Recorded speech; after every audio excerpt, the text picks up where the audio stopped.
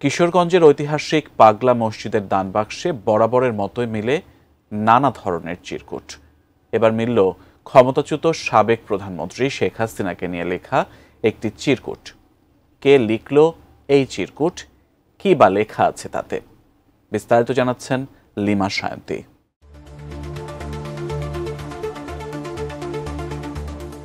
কিশোরগঞ্জের ঐতিহাসিক পাগলা মসজিদের দানবাক্সে টাকা ও বিপুল পরিমাণ স্বর্ণালংকারের সঙ্গে বরাবরই পাওয়া যায় অনেক রকম চিঠি ও চিরকুট। চিরকুটগুলোর মাধ্যমে মূলত সামাজিক অবস্থা, হাস্যরস, বিদ্রূপ অথবা ব্যতিক্রমী সব আবেগ প্রকাশ করে থাকেন সারা দেশের মানুষ।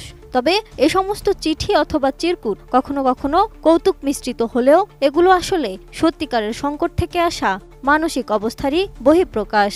বরাবরের মতো এবারও সেখানে নাম পরিচয়হীন অজ্ঞাত এক ব্যক্তির একটি চিঠি সামাজিক যোগাযোগ মাধ্যমে ভাইরাল হয়েছে।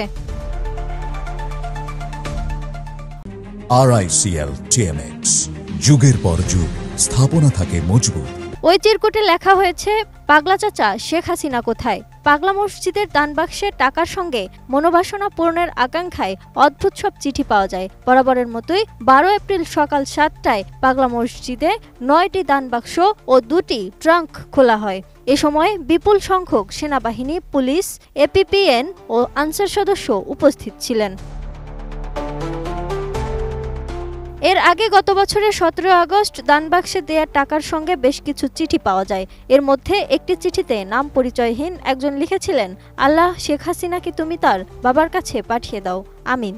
তখন ওই চিঠিটি সামাজিক যোগাযোগ মাধ্যম সহ ও বিভিন্ন মিডিয়ায় ব্যাপক প্রচার হয়েছিল। প্রতিবারই কিশোরগঞ্জের জেলা প্রশাসক ও পাগলা মসজিদ পরিচালনার কমিটির সভাপতির উপস্থিতিতে দানবাক্সগুলো খোলা হয়।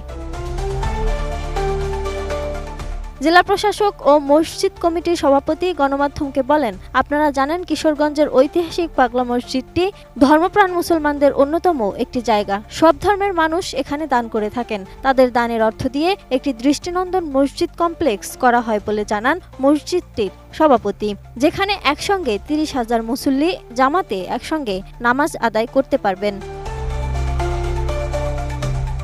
Lima Sayanti, desk report, ATN news.